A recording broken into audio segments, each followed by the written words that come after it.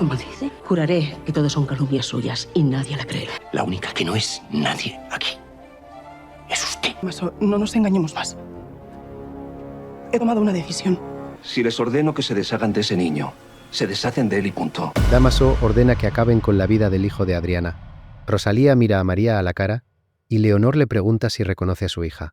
Y Rafael rechaza la propuesta de don Eduardo, confesando que su padre es la razón, aunque no quiera admitirlo. Si os vais ahora, no tenéis ni idea de lo que os estáis perdiendo. Suscribíos y campanita, porque aquí subimos Valle Salvaje todos los días, y lo que pasa en este capítulo va a dejar a todo el mundo sin palabras. Hay un momento en este episodio de Valle Salvaje que cambia para siempre la manera en que miramos a uno de los personajes más importantes de toda la serie. Un momento que no viene precedido de gritos ni de confrontaciones espectaculares, sino de algo mucho más peligroso. Una orden pronunciada en voz baja en una cabaña perdida en el monte. Una orden que tiene que ver con la vida de un niño. Y la persona que da esa orden no es quien ninguno de nosotros habría imaginado que la daría.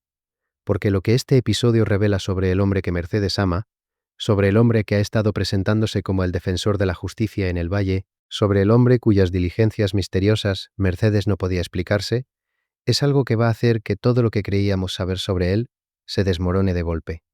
Pero empecemos por el principio, porque este capítulo tiene una estructura que merece ser recorrida en orden para que el peso de cada revelación se sienta completamente cuando llegue su momento. Y el principio está en la cocina del palacio, en un momento que parece completamente ajeno a todo el drama que viene después, pero que tiene su propia importancia para los personajes que lo protagonizan. Don Amadeo recibió el veredicto que llevaba días esperando sin saberlo. Mercedes accedió a probar sus platos de muestra, esos platos que Pepa le pidió a Francisco y a Martín que convencieran a su padre de preparar como parte de un plan que ella no había revelado completamente. Y lo que Mercedes dijo después de probarlos fue exactamente lo que don Amadeo necesitaba escuchar, aunque no fuera lo que quería escuchar. Le dijo que ninguno de los platos era un desastre, pero le señaló excepciones. La carne ahumada le pareció verdaderamente buena, pero el resto no estaba a la altura de lo que tradicionalmente se sirve en la casa grande. Y el tomate pasiego al aroma de albahaca le pareció excesivamente dulce. Don Amadeo escuchó cada palabra con esa atención de quien sabe que está recibiendo algo importante y doloroso al mismo tiempo. Le agradeció a Mercedes su sinceridad. Le dijo que ha sido muy considerada diciéndole la verdad, intentando no herirle, pero que sus platos son lo que son, y que eso tiene poco arreglo, y se marchó con esa dignidad de los hombres que aceptan una derrota sin convertirla en un espectáculo. Y después de que Mercedes diera su veredicto, Francisco fue a buscar a su padre a la cocina. Lo encontró preparando una cena deliberadamente sencilla, sopa de verduras y carne asada, sin salsas ni inventos, y don Amadeo le dijo algo que me ha revelado la profundidad del dolor que siente. Le dijo que ya ha asumido que tenía razón, que después de todo este tiempo no ha hecho más que el ridículo, que con sus aires de grandeza ha sido el hazmerreír de todos. Y Francisco, viéndolo así, intentó animarle. Le recordó que impresionó al mismísimo don Hernando, que está acostumbrado a sentarse en la mesa con el rey. Pero don Amadeo le respondió que seguramente sonaría la flauta por casualidad. Y entonces le dijo que lo más sensato sería que Francisco buscara otro cocinero. Y aquí Francisco hizo algo que define perfectamente quién es este personaje cuando importa. Le dijo que de ninguna de las maneras va a permitir que abandone el puesto, que ni doña Victoria, ni el duque, ni nadie de palacio tiene queja alguna de su cocina, que si sigue aprendiendo y cocinando, llegará a estar a la altura de esos grandes cocineros. Y don Amadeo, con esa resignación que tienen las personas cuando ya no les quedan fuerzas para seguir discutiendo, le pidió que le dejara cocinar tranquilo. La resolución de la trama culinaria no ha terminado todavía. Don Amadeo sigue herido, sigue sintiéndose humillado, y el camino entre donde está ahora y el lugar donde pueda volver a cocinar con ilusión, sin que esa ilusión lo lleve a desastres, es un camino que todavía tiene tramos por recorrer, pero algo ha cambiado. La verdad ha llegado por fin. No de la manera que Francisco quería, ni en el momento que él habría elegido, pero ha llegado a través de alguien cuya opinión don Amadeo no puede descartar. Mercedes le ha dicho la verdad con respeto, y don Amadeo la ha escuchado. Y eso, aunque duela, es el primer paso real hacia algo que podría convertir a este cocinero en alguien que combine su creatividad con la humildad que necesita para que esa creatividad funcione de verdad. Mientras la cocina procesaba su propia crisis, en otro espacio del palacio, Rafael protagonizaba una de las escenas más reveladoras del episodio. Porque hoy, Rafael tomó una decisión sobre la propuesta de don Eduardo, y la manera en que lo hizo dice tanto sobre él como sobre la relación con su padre, que sigue condicionando cada cosa que hace. Don Eduardo llegó al palacio convocado por Rafael. Le dijo que estaba impaciente por recibir su respuesta. Y Rafael, con esa firmeza que le sale cada vez más natural, pero que en este caso tenía un sabor amargo que no podía ocultar del todo, le dijo que no puede aceptar su propuesta. Don Eduardo le preguntó si no creía que era una buena oferta. Y Rafael le confesó algo que tiene la honestidad dolorosa de alguien que sabe que está tomando una decisión que no es completamente la suya. Le dijo que lo sigue creyendo, que en otras circunstancias no dudaría en aceptarla, pero que por desgracia no es ahora mismo el mejor momento para asociarse. Don Eduardo aceptó la derrota con elegancia, pero le dijo algo que tiene la precisión de alguien que ve perfectamente lo que está ocurriendo, aunque el otro no quiera admitirlo. Le dijo que acepta que rechace su propuesta, pero que le ruega que no le mienta. Y Rafael le preguntó si estaba dudando de su palabra, y don Eduardo le respondió que no, pero que quiere saber a qué atenerse, porque ese más adelante que Rafael le ofrece suena muy lejano. Y Rafael, con una honestidad que le cuesta pronunciar, admitió que es posible, que sí, que ese más adelante puede ser muy lejano. Y don Eduardo, antes de marcharse, le dijo algo que tiene toda la carga de alguien que sabe que está perdiendo una batalla, pero no la guerra. Le dijo que también va a ser sincero con él, que es posible que más adelante no tenga nada que ofrecerle, porque de aquí a allá pueden pasar muchas cosas, y Rafael lo aceptó, y los dos se despidieron con esa cortesía formal de personas que se respetan, pero que saben que acaban de cerrar una puerta que quizás no vuelva a abrirse. Lo que esta escena revela sobre Rafael es algo que Alejo ya había señalado en el episodio anterior. Rafael ha decidido. Sabe que la propuesta de don Eduardo es buena. Sabe que beneficiaría al ducado, pero tiene miedo de las consecuencias con su padre. Y ese miedo, esa sombra de José Luis que sigue proyectándose sobre cada decisión que toma el duque, es lo que ha decidido el resultado de esta reunión. No la lógica, no los números, no lo que es mejor para el ducado. El miedo a un padre que usa el amor como moneda de cambio y que castiga la independencia como si fuera traición. Y don Eduardo lo sabe, lo dijo directamente. Le pidió que no le mintiera, le dijo que ese más adelante suena muy lejano, y cuando Rafael admitió que sí, que es posible, don Eduardo entendió perfectamente lo que estaba escuchando. Estaba escuchando a un hombre que ha elegido la paz con su padre por encima de lo que sabe que es correcto para su ducado, y esa elección, aunque comprensible desde la perspectiva de un hijo que quiere reconciliarse con su padre, tiene consecuencias que van a resonar durante mucho tiempo en la historia del valle. Mientras Rafael cerraba esa puerta con don Eduardo, en la casa pequeña algo completamente diferente estaba ocurriendo que tiene esa calidad específica de los momentos que Valle Salvaje construye cuando quiere hacerte sentir algo que no puedes nombrar completamente, pero que se te queda dentro durante mucho tiempo. Matilde y Atanasio preparaban su ágape. Esa celebración que llevan días planificando para agradecer a todos los habitantes de la casa pequeña lo que les han ayudado, con la presencia de don Rafael incluida, con flores que Martín fue a recoger a la campa para engalanar la mesa, con la ilusión de dos personas que están celebrando algo que para ellos es real, aunque nosotros sepamos que no lo es. Y Matilde hizo algo en esa escena que me ha partido el corazón de una manera que todavía no sé cómo procesar. Probó uno de los espárragos planchados al carbón de encina que don Amadeo estaba preparando. Lo probó con la cara de alguien que descubre un sabor nuevo. Y luego cogió otro. Y Luisa le dijo que eso es un antojo. Y Matilde sonrió con esa sonrisa de mujer embarazada que está empezando a vivir esas pequeñas cosas que las madres esperan con ilusión. Los antojos, las sensaciones nuevas, los descubrimientos. Y mientras Matilde vivía su antojo con esa pureza que solo ella tiene en este valle lleno de mentiras, la conversación que tuvo con Luisa sobre el nombre del bebé fue otra de esas escenas que duelen exactamente por lo bonitas que son. Matilde le contó que Atanasio se ha empeñado en que si es niña, quiere llamarla como su madre, Raimunda, y Luisa le preguntó con diplomacia si le gusta el nombre. Y Matilde le confesó que entre poco y nada, que ella quería agradecerle a Mercedes todo lo que ha hecho por ellos y bautizarla con su nombre. Que todo sea dicho, Mercedes es más bonito que Raimunda. La ternura de esa conversación tiene una capa de dolor que solo conocemos los que sabemos la verdad.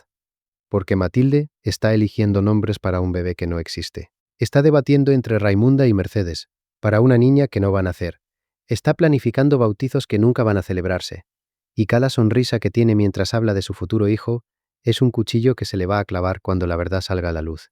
Y la preparación del ágape tuvo su propia crisis cuando Victoria apareció en la casa pequeña preguntando si su invitación se había perdido por el camino.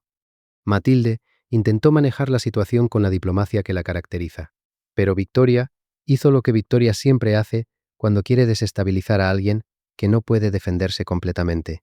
Le dijo que su preñez le está sentando a las 1000 maravillas, que quien no la conociera, y por supuesto no se fijara en sus ropajes, hasta podría tomarla por una señora. Esa frase, esa crueldad envuelta en elogio, que es la marca registrada de Victoria, cuando habla con personas que considera por debajo de ella, generó en Matilde una respuesta que demuestra hasta qué punto este personaje ha crecido. A lo largo de la temporada, le dijo que si viene a sacarla de quicio, no lo va a conseguir. Y Victoria le respondió que no ha venido a eso, que no le importa tanto, que su encuentro no es más que una mala consecuencia de haber venido a esa casa. Y le deseó que disfrutara de su momento con una frase que tiene la precisión de una amenaza disfrazada. Una nunca sabe cuánto va a durar la alegría. Pero Victoria no había ido a la casa pequeña para molestar a Matilde. Había ido a buscar a Mercedes, para pedirle que recapacitara sobre su decisión de retirarse de la guerra contra José Luis. Y Mercedes, cuando Victoria la encontró, le dijo con una claridad que no admite interpretación que no hay nada que pueda decir o hacer que vaya a convencerla. Y Victoria le respondió con algo que tiene el peso de alguien que conoce perfectamente las motivaciones de la persona que tiene enfrente, aunque esa persona no quiera admitirlas. Le dijo que sabe que si aceptó apoyarlos en un primer momento, no fue por amor a Dámaso. Mercedes le preguntó por qué aceptó entonces. Y Victoria le dijo que, por venganza, porque en Palacio le hicieron invisible, porque le arruinaron la vida a Bernardo, a Julio, a Alejo, y que si no hace nada, se la arruinarán también a Rafael, que decidió apoyarlos porque sabe perfectamente que si no acaban con José Luis, nadie en estas tierras será capaz de vivir en paz. Mercedes le respondió que el mayor de sus enemigos lo tiene delante ahora mismo. Y Victoria, sin retroceder, le dijo que las dos son más parecidas de lo que Mercedes asegura. Y esa frase, esa comparación que Mercedes no quiere aceptar, pero que Victoria lanza con la certeza de quien sabe que hay verdad en lo que dice, quedó flotando en el aire entre las dos mujeres como algo que ninguna de las dos puede resolver en ese momento, pero que ambas saben que contiene algo real. Y mientras Mercedes y Victoria tenían esa confrontación en la casa pequeña, en otro espacio del episodio Alejo y Enriqueta, tuvieron una conversación nocturna que revela algo importante sobre el estado emocional de Alejo en este momento de la historia. Enriqueta fue a buscarlo mientras trabajaba revisando cuentas, y le preguntó si sabía algo sobre Leonor, la haya que desapareció y ahora ha vuelto. Y Alejo le dijo que poco puede contarle, que la ha visto junto a Rafael y la muchacha que la acompaña, pero que no sabe qué decisión tomará su hermano. Y entonces, Enriqueta le dijo algo sobre Leonor que tiene la lógica de quien siempre opera evaluando riesgos. Le dijo que después de lo que hizo, no debería volver a ponerla al cargo de su hija, que María debe estar en manos de toda una profesional. Pero Alejo estaba distraído, tenía la cabeza en otro sitio, y cuando Enriqueta le preguntó qué le pasaba, Alejo le confesó que no consigue quitarse de la cabeza la confesión de la semana pasada, el secreto de don Domingo, lo que hizo, lo que carga dentro de él desde entonces. Y Enriqueta le dijo que debería olvidarlo, que no ha tenido consecuencias. Y luego añadió algo que tiene la profundidad de alguien que conocía a don Domingo mejor que nadie. Le dijo que entiende su tormento, pero que no pueden negar que con su mal proceder su esposo se forjó su mal destino. Y le confesó algo que resulta extraordinariamente revelador, que cada vez que recibía una misiva pensaba que podía ser alguien avisando de la muerte de su esposo, que no le faltaban enemigos, demasiados frentes abiertos, y que Alejo tan solo se adelantó a lo que muchos otros anhelaban. Esa frase de Enriqueta, que Alejo se adelantó a lo que muchos otros anhelaban, es una de las más complejas moralmente de todo el episodio, porque no absuelve a Alejo.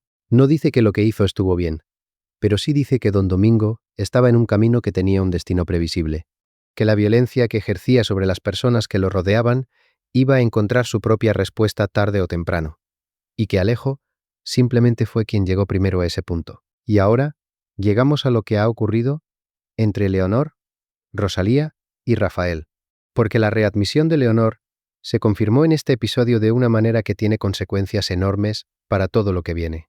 Rafael readmitió a Leonor como aya de María, y Rosalía se quedó en el palacio trabajando en el servicio. Francisco fue el encargado de darle las instrucciones básicas a Rosalía. Le dijo que todo ha de pasar por su persona, que bajo ningún concepto improvise ni tome decisiones sin su permiso. Y Rosalía aceptó con esa humildad que tiene cuando está operando dentro de un sistema que necesita que funcione, para que ella pueda hacer lo que realmente vino a hacer. Y lo que Rosalía realmente vino a hacer encontró su momento en las últimas horas del episodio, porque Rosalía no perdió tiempo. Le preguntó a Leonor cuándo podría ver a María, y Leonor le dijo que tiene que tener paciencia, que no pueden precipitarse, que después de su desaparición van a estar muy pendientes de sus movimientos, que por el momento se acostumbre a ser una más del servicio, y que ella la avisará cuando crea que ha llegado su momento. Rosalía le contó que esa mañana se había acercado a la alcoba de María, esperando encontrar a Leonor con la niña, pero era Rafael quien estaba, y tuvo que retirarse antes de que el duque la viera, y Leonor le explicó que al duque le gusta pasar un rato con la niña por las mañanas y desayunar con ella, y le pidió que se calmara, que todo a su tiempo. Y mientras Rosalía esperaba su momento con esa impaciencia controlada, de alguien que ha venido al valle con un propósito muy específico, y que cada hora que pasa sin cumplirlo, la consume un poco más por dentro. Mientras contaba los minutos, en la capilla del palacio donde Martín la había dejado terminando la faena, que Victoria le había mandado como castigo disfrazado de trabajo. Mientras rezaba, o simplemente estaba ahí sentada en la penumbra con los ojos cerrados, pensando en lo que estaba a punto de ocurrir. En otro espacio completamente diferente del episodio, estaba ocurriendo algo que tiene la capacidad de cambiar absolutamente todo lo que sabemos sobre uno de los personajes más importantes de toda la serie. Algo que cuando lo vi, me dejó literalmente sin palabras durante varios segundos, y que necesité un rato largo para procesar completamente antes de poder seguir viendo el episodio. Algo que va a generar el debate más intenso que hemos tenido entre los fans desde que empezó la temporada. Y algo que una vez que lo sepáis, no vais a poder dejar de pensar en ello porque cambia retroactivamente la comprensión de decenas de escenas que hasta ahora creíamos entender perfectamente y que resulta que tenían una capa debajo que ninguno de nosotros había visto venir. Dámaso fue a la cabaña de Pura y Petra, el hombre que Mercedes ama con toda su alma, el hombre que se presenta ante el mundo como el defensor de la justicia contra José Luis y Hernando, el hombre que confesó a Mercedes que dio la orden de matar a los asaltantes de la Calesa, justificándolo como un acto de defensa propia necesario para sobrevivir, el hombre que llevaba semanas diciéndole a Mercedes que todo lo que hace es por protegerla y por construir un futuro donde los dos puedan vivir en paz, lejos de las guerras y de las conspiraciones que envenenan este valle, el hombre que cuando Mercedes le preguntó si los había matado, bajó la mirada y le dijo que no, directamente, pero que sí dio la orden. Ese hombre, ese mismo hombre cruzó la puerta de la cabaña donde está escondido el verdadero hijo de Adriana y Rafael, y lo que hizo allí dentro, lo que dijo allí dentro, lo que ordenó allí dentro con esa frialdad que congela la sangre, revela una dimensión de su personaje que nadie en el valle conoce, excepto las parteras que obedecen sus instrucciones y que cambia para siempre la manera en que tenemos que mirar a este hombre y a todo lo que ha dicho y hecho desde que apareció en la serie. Irrumpió gritando, no con la calma elegante que lo caracteriza cuando está frente a José Luis, en la casa de Mercedes, no con esa compostura controlada que ha sido su marca personal durante toda la temporada, y que hacía que cada una de sus palabras pareciera calculada con la precisión de un relojero, no con la serenidad que usó cuando le dijo a José Luis que ya que habían compartido esposa, podían compartir también los negocios. No, gritando, con la rabia descontrolada de alguien que siente que las personas bajo sus órdenes le están fallando de una manera que pone en peligro algo que lleva mucho tiempo construyendo con paciencia y con cuidado, y que ahora amenaza con venirse abajo por culpa de la incompetencia de dos mujeres que él creyó que serían capaces de hacer algo tan sencillo como mantener a un niño escondido sin que nadie lo descubriera. Les dijo a Pura y Petra que se equivocó confiando en ellas, que se equivocó confiando en las dos, que por su culpa lo van a descubrir todo. Las llamó incompetentes, con esa manera que tienen los poderosos de usar las palabras como latigazos que no dejan marca visible, pero que duelen igual o más que cualquier golpe físico. Las llamó lerdas, con el desprecio de alguien que genuinamente cree que las personas que trabajan para él son instrumentos defectuosos que deberían haber funcionado mejor. Les dijo que es un verdadero milagro que estas dos hayan mantenido al niño con vida. Y miró al bebé. Miró al verdadero hijo de Adriana y Rafael, al nieto de José Luis, al sobrino de Alejo, al primo de Braulio. Miró a ese niño que lleva meses en esa cabaña sin nombre y sin familia, porque alguien decidió que su existencia era un problema que había que gestionar. Y lo miró con la expresión fría de alguien que evalúa una pieza molesta en un tablero que él cree que solo él tiene la visión completa para gestionar correctamente. Las parteras intentaron defenderse con la dignidad que les quedaba después de semanas de vivir, con el miedo de lo que podría pasarles si algo salía mal. Pura le dijo que lo han hecho lo mejor que han sabido, que ella estaría muy lejos de llamar sencilla esa tarea, que cuidar de un niño que no es tuyo en una cabaña escondida del mundo, mientras vives con el terror de que alguien venga a descubrirte, no es algo que pueda hacerse sin esfuerzo y sin sacrificio. Y Dámaso le respondió con esa arrogancia que tienen las personas que nunca han tenido que hacer con sus propias manos el trabajo sucio que ordenan a otros hacer. Le preguntó si tiene que felicitarlas, porque Luisa y Bárbara saben que el niño está ahí. Pura le respondió que no pueden demostrarlo. Y Dámaso le cortó diciéndole que no pueden de momento, y que hasta dos inútiles como ellas deberían saber que están en peligro. Y lo que dijo después es lo que convierte esta escena en la más importante del episodio y probablemente en una de las más importantes de toda la temporada de Valle Salvaje, porque Dámaso les recordó a las parteras lo que les había dicho la última vez que estuvo en esa cabaña. La última vez que vino a supervisar su operación, la última vez que verificó que el niño seguía donde tenía que estar y que nadie se había acercado demasiado a descubrir el secreto. Les había ordenado que se deshicieran del niño. Pura le explicó que, al final decidieron que el niño se quedara en la cabaña hasta que las aguas se calmaran, que pensaron que era lo más prudente dadas las circunstancias, que no les parecía sensato mover al bebé cuando había gente vigilando los alrededores, y cuando cualquier movimiento sospechoso podría haber generado más preguntas de las que ya existían. Y Dámaso reaccionó de una manera que revela exactamente quién es cuando alguien que está bajo su mando tiene la osadía de pensar por sí mismo en lugar de limitarse a obedecer ciegamente sus instrucciones. Le preguntó si acaso les paga por pensar. La frase fue pronunciada con esa calma helada que resulta más amenazante que cualquier grito. Si les ordena que se deshagan de ese niño, se deshacen de él. Y punto. Sin pensar, sin evaluar, sin decidir por su cuenta si la orden tiene sentido o no. Simplemente obedecer. Y entonces, Pura hizo la pregunta que nadie más en esa cabaña se atrevía a formular en voz alta, aunque todos la tenían en la cabeza desde el primer momento en que Dámaso pronunció la orden. Le preguntó ¿cómo? ¿Deshacerse cómo? Y esa pregunta, formulada con la voz temblorosa de alguien que sabe que la respuesta va a ser algo que no quiere escuchar, pero que necesita escuchar, para entender exactamente lo que se le está pidiendo. Fue como abrir una puerta hacia un lugar que ninguno de los presentes quería visitar, pero que Dámaso no tuvo ningún problema en describir, con una claridad que resulta completamente escalofriante. Le dijo que lo saben perfectamente. Acabando con su vida. Acabando con su vida. 3 palabras, pronunciadas en una cabaña perdida en el monte sobre un niño de pocos meses de vida, que duerme o llora sin saber que el hombre que está de pie junto a su cuna acaba de ordenar su muerte como si estuviera dando instrucciones sobre cómo gestionar una mercancía, que ya no sirve. Acabando con su vida, dicho con la misma naturalidad con que alguien daría una orden sobre el destino de un objeto, sin un temblor en la voz, sin una vacilación, sin el menor indicio de que la persona que pronuncia esas palabras entiende que está hablando de matar a un ser humano, que no tiene defensa posible contra lo que se le quiere hacer. Y luego Dámaso añadió algo que en otro contexto podría sonar como una alternativa compasiva, pero que en este contexto tiene la calidad de un insulto añadido a la monstruosidad de lo que acaba de proponer. Dijo que si son incapaces de hacerlo, pueden dejarlo en la puerta de la iglesia, como si abandonar a un recién nacido en la puerta de una iglesia en pleno invierno fuera un acto de clemencia, como si la diferencia entre matar a un niño y abandonarlo para que quizás sobreviva o quizás no fuera una distinción que debería tranquilizar a las parteras, pero que ese niño no puede seguir ahí ni un minuto más. Eso fue lo que dijo, ni un minuto más.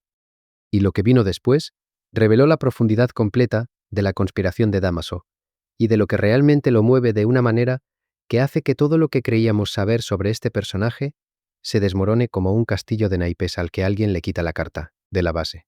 Porque Dámaso les dijo a las parteras que lleva mucho tiempo trabajando para acabar con el linaje de los Gálvez de Aguirre, y que no va a consentir que ellas lo estropeen todo. y les ordenó que callaran de una maldita vez a ese niño que lloraba. Acabar con el linaje de los Gálvez de Aguirre. Esa es la misión de Damaso. No la justicia que le prometió a Mercedes, no la defensa de los débiles contra los poderosos, no la protección de nadie. Es la destrucción sistemática y completa de una familia entera. De todos ellos, de José Luis, de Rafael, de Alejo, de María y del niño que acaba de ordenar que maten o abandonen. Cada uno de ellos es un obstáculo en el camino de algo que Damaso lleva mucho tiempo planificando, y cada uno de ellos tiene que ser eliminado de una manera u otra para que ese plan se cumpla.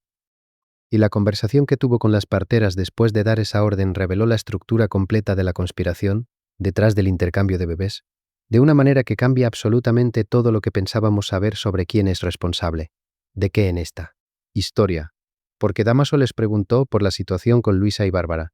Quería saber si habían seguido investigando, si habían vuelto a molestarlas, si la amenaza de la Santa Hermandad que las parteras les lanzaron en su momento seguía funcionando como disuasión, o si Bárbara y Luisa habían encontrado la manera de sortearla. Y las parteras le explicaron todo. Le contaron que primero fue Luisa la que no paraba de molestarlas, que se presentaba en la cabaña haciendo preguntas, que intentaba acercarse al niño, y que luego Bárbara se sumó con sus sospechas, que entre las dos estaban poniendo en riesgo toda la operación, que tuvieron que amenazarlas con denunciarlas a la Santa Hermandad, algo que sabían que no podían hacer en realidad, porque solo habría faltado que se implicaran a sí mismas en el asunto denunciándolo públicamente, pero que por fortuna Luisa y Bárbara cayeron en la trampa, las creyeron, y también Mercedes las creyó, y eso las contuvo durante un tiempo. Hasta ahora, porque ahora al parecer han vuelto a las andadas. Y no solo eso, Luisa ha ido a hablar con Aurora, la partera, que debería haber asistido en el parto de Adriana y que no lo hizo porque alguien le ordenó que no fuera. ¿Y Damaso?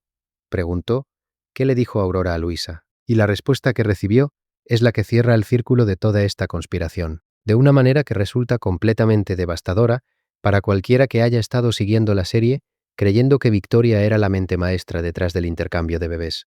Le dijeron que a diferencia de ellas, Aurora sí acató sus órdenes, las órdenes de Damaso, no las de Victoria. Las de Damaso. Aurora no fue al parto de Adriana, porque Damaso se lo ordenó. Damaso fue quien apartó a la partera legítima del alumbramiento. Damaso fue quien contrató a Pura y Petra para que tomaran su lugar. Damaso fue quien diseñó todo el plan del intercambio. Damaso es el cerebro, el arquitecto, el que mueve cada pieza del tablero. Y Victoria, que hasta ahora todos señalábamos como la responsable principal, resulta que era otra pieza más en el juego de alguien que lleva mucho más tiempo planificando la destrucción de los Gálvez de Aguirre, de lo que nadie en el valle puede imaginar. Y Aurora acató esas órdenes desviando toda la atención hacia Victoria, lo que significa que cuando Luisa fue a interrogar a Aurora sobre el parto de Adriana, y Aurora le señaló a Victoria como la responsable de haberla apartado del alumbramiento, estaba haciendo exactamente lo que Damaso le había ordenado hacer: desviar la atención, proteger al verdadero responsable, dirigiendo todas las sospechas hacia alguien que resulta más fácil de creer como culpable. Victoria es la pantalla perfecta, porque Victoria tiene un historial que la convierte en la sospechosa obvia para cualquier crimen que ocurra en el valle. Asesinó a Pilara, manipuló a Enriqueta, intentó envenenar a Luisa a través de ella. Cada vez que alguien busca a un culpable, Victoria es el primer nombre que se pronuncia, y Damaso lo sabe, y lo aprovecha, y se esconde detrás de ella con la tranquilidad de alguien que sabe que mientras Victoria exista como el villano visible, nadie va a mirar en su dirección. Y Damaso le dijo a las parteras que no acostumbra a confiar su suerte en la providencia, que no es un hombre que espere sentado a que las cosas se resuelvan solas, que esa situación necesita solucionarse cuanto antes, que el niño no puede seguir en esa cabaña ni un día más. Les pidió un día, un solo día, para encontrar el sitio adecuado donde llevar al niño, o donde abandonarlo, o donde hacer con él lo que sea necesario para que deje de ser un problema. Y luego dijo algo que resume perfectamente la arrogancia y el desprecio que siente por las personas que ejecutan sus planes. Dijo que porque ha visto lo visto tiene que hacerlo él todo, como si las parteras fueran culpables de no haber asesinado a un niño con la eficiencia que Damaso esperaba de ellas.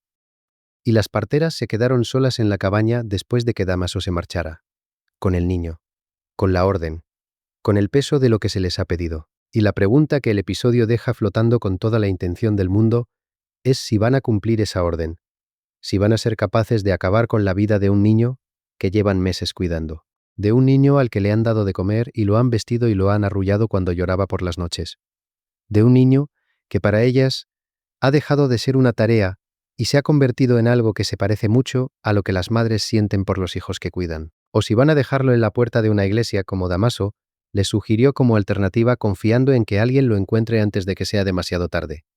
O si van a hacer algo completamente diferente que nadie puede anticipar, algo que quizás ni ellas mismas saben todavía que son capaces de hacer. Mientras esa bomba explotaba en la cabaña del monte, la vida en el palacio y en la casa pequeña seguía su curso con esa normalidad aparente que tiene el valle cuando los secretos más grandes operan por debajo de la superficie sin que nadie que no esté directamente involucrado pueda verlos ni sospechar siquiera que existen.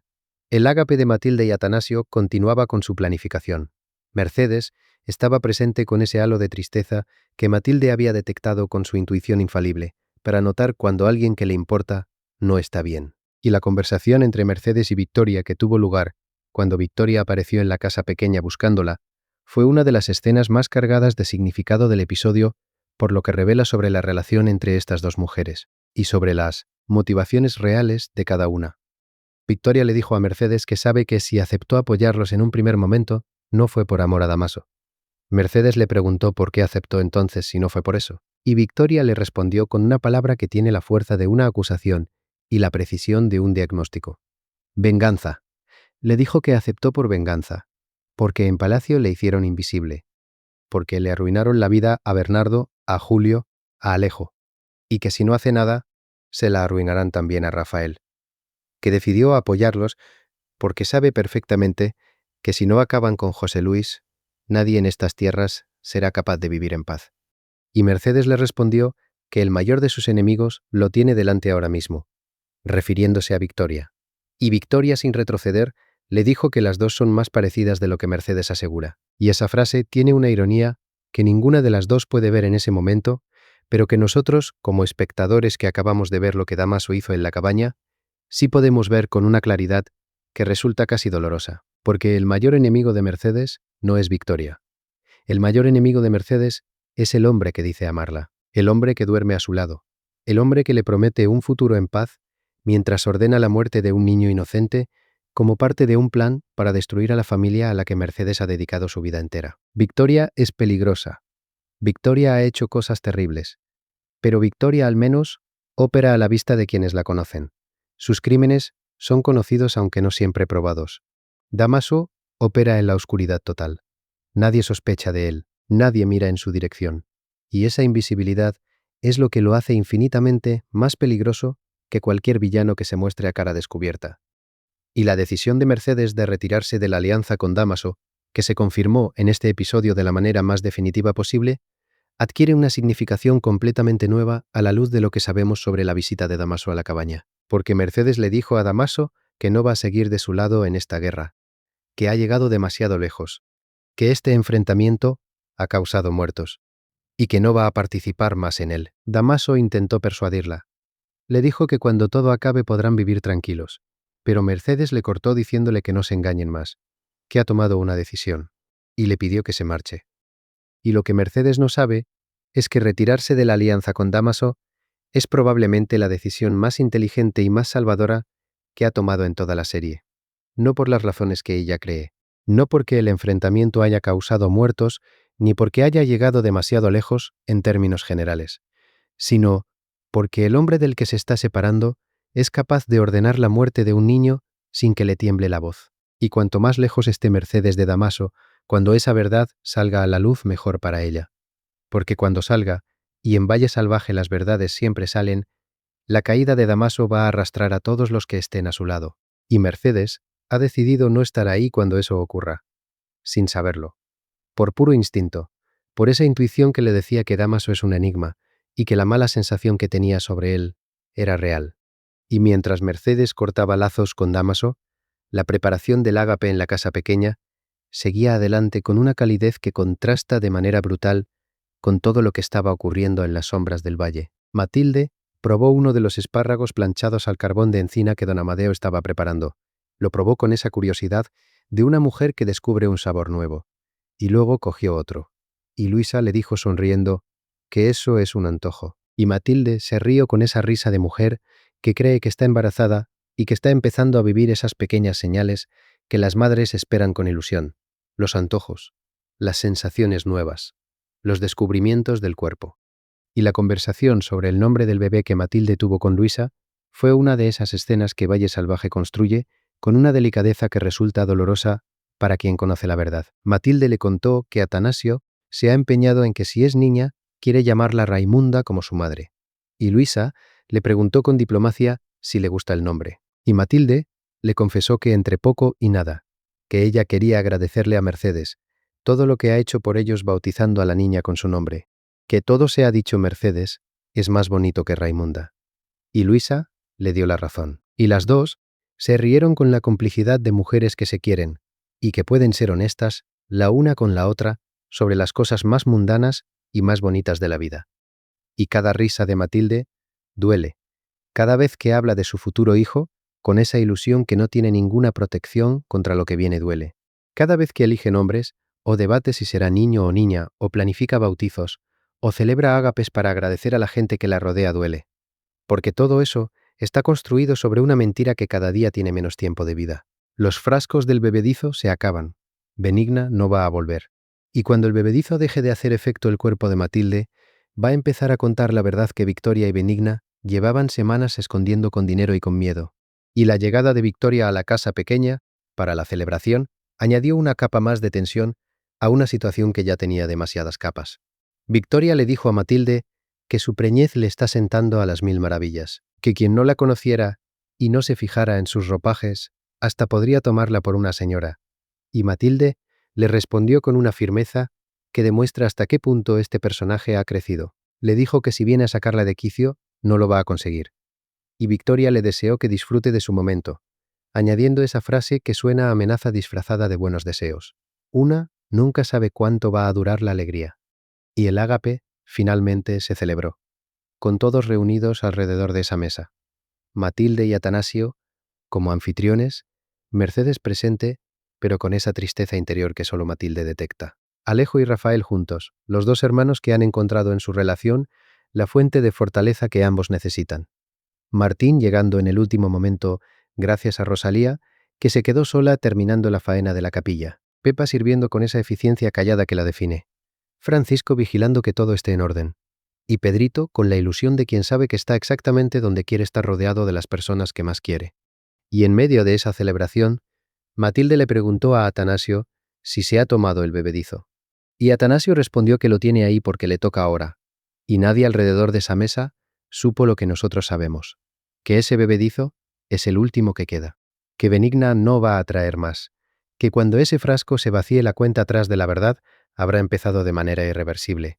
Y entonces llegó la noche, y el palacio se retiraron, y las velas se apagaron una a una, y Leonor esperó con la paciencia de alguien que sabe que este momento solo tiene una oportunidad. Esperó a que Rafael dejara a María con ella después de su rato nocturno con la niña. Esperó a que el ama de cría terminara su tarea. Esperó a que cada puerta se cerrara y cada paso se alejara por los pasillos del palacio, hasta que el silencio fue absoluto. Y cuando finalmente se quedó sola con María, le dijo a Rosalía que viniera. Y Rosalía vino. Había estado esperando en la capilla, sola con el silencio y con la oscuridad, y con la anticipación de algo que llevaba semanas esperando y que finalmente estaba a punto de ocurrir. Cuando llegó a la habitación donde Leonor estaba con María, le dijo que pensó que nunca vendría, que la espera se le había hecho eterna. Y Leonor le explicó que había tenido que esperar a quedarse completamente sola, que no podía arriesgarse a que nadie las viera juntas con la niña, que después de su desaparición van a estar muy pendientes de sus movimientos, y que cualquier cosa fuera de lo normal podría levantar sospechas que arruinarían todo lo que han construido para llegar hasta este momento. Y entonces Leonor la llevó hasta donde estaba María. La niña estaba dormida, con esas mejillas como manzanitas que Leonor le había descrito a Rosalía tantas veces durante las noches que pasaron juntas hablando de la niña sin poder verla, con ese pelo suave que Leonor conocía de haberlo acariciado cada noche mientras le cantaba, para que se durmiera durante las semanas que trabajó como su aya. Con esa paz de los niños que duermen, sin saber que el mundo alrededor de ellos está lleno de secretos y de preguntas y de personas que los miran buscando en sus rasgos respuestas que podrían cambiar la vida de todos. Y Leonor le dijo a Rosalía las palabras que llevan semanas esperando ser pronunciadas en presencia de la niña. Las palabras para las que todo este viaje al valle ha sido el prólogo. Las palabras que justifican cada decisión que Leonor ha tomado desde que aceptó el trabajo de Aya y que explican por qué su apego a María iba más allá de lo que cualquier relación entre una niñera y la criatura que cuida podría explicar. Mírala bien, Rosalía. Y Rosalía miró. Y el episodio sostuvo ese momento con una paciencia que resulta casi insoportable en su intensidad, porque no cortó. No nos privó de ver a Rosalía mirando a María por primera vez. Nos dejó estar ahí con ellas, en ese silencio cargado de todo lo que ambas sienten y de todo lo que ambas buscan. En los ojos de Rosalía, examinando cada rasgo de la cara de la niña, dormida con esa concentración de alguien que está buscando algo muy específico, un parecido, un rasgo familiar, algo en la forma de los ojos que le recuerde a alguien, algo en la curva de los labios que conecte con una memoria que lleva demasiado tiempo esperando ser confirmada o desmentida. Y entonces, Leonor le hizo la pregunta, las dos palabras que todo el episodio ha estado construyendo hacia ellas, con esa paciencia narrativa que Valle Salvaje tiene cuando sabe que un momento va a importar tanto que no puede permitirse el lujo de llegar a él sin haber preparado completamente el terreno emocional que lo rodea. Es ella, y Rosalía no respondió inmediatamente. Y ese silencio de Rosalía mirando a María sin decir nada fue uno de los momentos más tensos del episodio. Más tenso que la escena de Damaso en la cabaña. Más tenso que la amenaza de Victoria a Benigna. Más tenso que cualquier confrontación entre hombres poderosos en los despachos del palacio. Porque ese silencio contenía una respuesta que todavía no había sido pronunciada y que podía ir en cualquier dirección.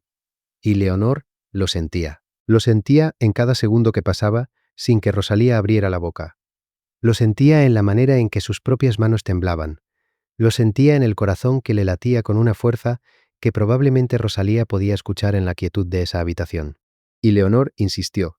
Le pidió que le dijera algo, que le diga si reconoce a su hija. Y ahí es donde el episodio reveló algo que nadie había anticipado. Algo que cambia completamente la comprensión de toda la historia de Leonor y Rosalía desde que aparecieron en la serie. Porque Leonor no dijo, reconoces a mi hija. Dijo, reconoces a tu hija. A tu hija, la hija de Rosalía. No de Leonor. La niña que Leonor ha estado buscando desde que llegó al valle no es su propia hija. Es la hija de su hermana. Rosalía es la madre. Rosalía es la mujer que tuvo un bebé que de alguna manera terminó en el Palacio de Valle Salvaje, siendo criada por Rafael como la hija de Adriana. Rosalía es la razón real por la que Leonor aceptó el trabajo de Aya. No porque creyera que María era su propia hija como todos habíamos asumido, sino porque creía que podía ser la hija de la hermana a la que ama más que a nada en el mundo.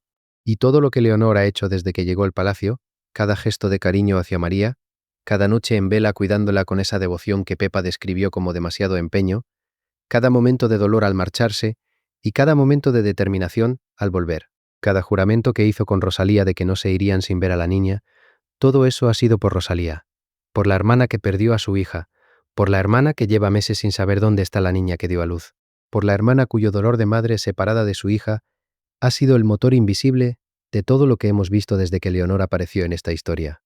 Y esa revelación tiene implicaciones enormes que este episodio apenas empieza a desplegar. Porque si María es hija de Rosalía, eso significa que María no es la niña huérfana que Victoria puso en lugar del verdadero hijo de Adriana. María tiene una madre que está ahora mismo en el palacio mirándola dormir, preguntándose si la reconoce. Y eso añade una tercera capa a una trama que ya tenía dos capas enormes. La primera capa es el intercambio de bebés que Damaso orquestó y que Victoria ejecutó. La segunda capa es la búsqueda que Bárbara y Luisa llevan haciendo durante semanas para encontrar al verdadero hijo de Adriana. Y la tercera capa es la identidad real de María. ¿Quién es? ¿De dónde viene? ¿Cómo llegó al palacio?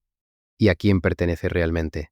Y justo cuando ese momento alcanzaba su punto más alto de intensidad emocional, justo cuando Rosalía estaba mirando a María y Leonor, esperaba la respuesta que podía cambiar la vida de las dos hermanas para siempre. Alguien apareció. Alguien que no debería estar ahí a esas horas. Alguien que las descubrió con María y que preguntó qué hacen ahí y por qué tienen a la niña. Y el episodio cortó en ese instante exacto dejándonos con la pregunta de quién las descubrió y con la pregunta todavía más grande de si Rosalía tuvo tiempo de ver algo en la cara de María antes de que la interrupción cortara ese momento. ¿Quién las descubrió? ¿Fue Rafael, que volvió a ver a su hija como a veces hace por las noches cuando no puede dormir? ¿Fue Victoria, que patrulla el palacio y que tiene una habilidad sobrenatural para aparecer exactamente donde no la quieren? ¿Fue Hernando, que ya las descubrió una vez, antes cuando se colaron de noche, y que podría estar vigilando sus movimientos desde que volvieron al palacio? ¿Fue Francisco, haciendo sus rondas nocturnas como buen mayordomo? El episodio no lo revela, y esa incertidumbre sobre la identidad de la persona que las ha interrumpido es tan poderosa como cualquier otra pregunta que este capítulo ha dejado sin responder, porque dependiendo de quién sea, las consecuencias van a ser completamente diferentes. Si fue Rafael el daño para Leonor, podría ser irreparable porque significaría que ha roto la confianza que el duque acaba de darle, por segunda vez. Si fue Victoria, la información podría llegar a Damaso, lo cual conectaría la búsqueda de Leonor con la conspiración más grande del Valle de Maneras, que ninguna de las dos hermanas puede anticipar. Y mientras esa escena final dejaba al espectador sin poder respirar el episodio, también había dejado sembradas preguntas sobre José Luis y don Eduardo, que prometen ser explosivas en los capítulos que vienen, porque alguien confrontó a José Luis directamente preguntándole qué es lo que tiene contra don Eduardo. ¿Qué es eso que ha estado usando como argumento para que Rafael no se alíe con él? Sin dar nunca una razón concreta ni un motivo que su hijo pudiera evaluar por sí mismo.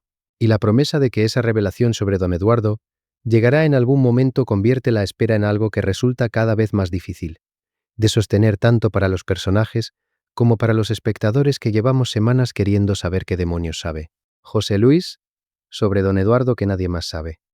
Y hay algo que Enriqueta mencionó en este episodio que abre una posibilidad que resulta perturbadora, porque habló de obedecer las órdenes de don Eduardo, lo cual sugiere que don Eduardo también podría tener una conexión con la trama del bebé de Adriana, que todavía no hemos visto completamente. Y si tanto Damaso como don Eduardo están involucrados de alguna manera en lo que ocurrió la noche del parto de Adriana, la conspiración detrás del intercambio de bebés es mucho más grande, y tiene muchos más jugadores de lo que Bárbara y Luisa, y todos los que investigan la verdad, pueden imaginar.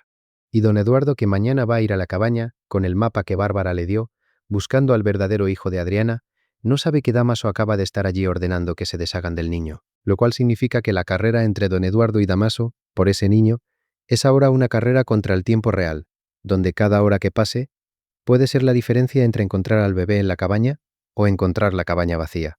O peor. Eso es Valle Salvaje en este episodio. Un lugar donde un hombre ordena la muerte de un niño mientras la mujer que lo ama se sienta a cenar sin saber con quién comparte la cama, donde dos hermanas miran a una niña dormida preguntándose si es la hija que una de ellas perdió, donde un duque rechaza la alianza que sabe que es correcta, porque el miedo al padre que lo controla desde las sombras sigue siendo más fuerte que su propio criterio, donde un cocinero acepta que sus platos no están a la altura, con una dignidad que esconde un dolor que va mucho más allá de la cocina, donde una mujer que no está embarazada celebra un ágape, eligiendo nombres para un bebé que no va a nacer mientras se toma el último frasco de un bebedizo que pronto dejará de llegar, y donde las parteras que guardan al verdadero hijo de Adriana en su cabaña acaban de recibir la orden más monstruosa que han escuchado en toda su vida, y tienen que decidir si obedecen o si por primera vez en todo este tiempo hacen algo que no estaba en las instrucciones de nadie. Suscribíos al canal si todavía no lo habéis hecho. Activad la campanita para no perderos ningún episodio, y quedaos con nosotros porque lo que viene a continuación en Valle Salvaje va a ser de esos momentos que recordamos durante mucho tiempo. Don Eduardo llegando a la cabaña mañana sin saber lo que Damaso ha ordenado. Rosalía respondiendo a la pregunta sobre María si es que tuvo tiempo de verla antes de que alguien las interrumpiera. Mercedes descubriendo quién es realmente el hombre que ama. Pura y Petra solas con un niño y una orden que les exige hacer lo impensable. Y José Luis decidiendo finalmente si le cuenta a Rafael lo que sabe sobre don Eduardo o si sigue usando el silencio como su última herramienta de control sobre un hijo que cada día se le escapa un poco más. Todo eso está a punto de converger en un punto que nadie va a poder anticipar completamente. Y cuando converja nada en este valle, va a ser como era antes. Nos vemos en el próximo capítulo.